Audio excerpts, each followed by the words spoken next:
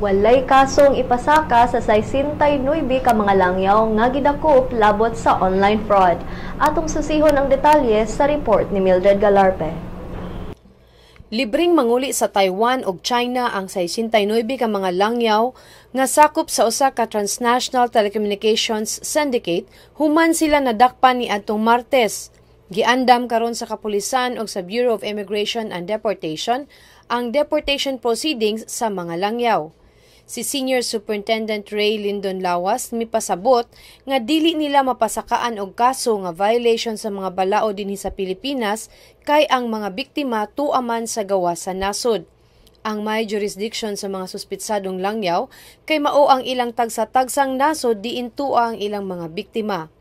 Apan gibantayan karon sa kapulisan, basin adunay mga local copycats o mga taga-Sugbo mo kopya sa ilang anomalya.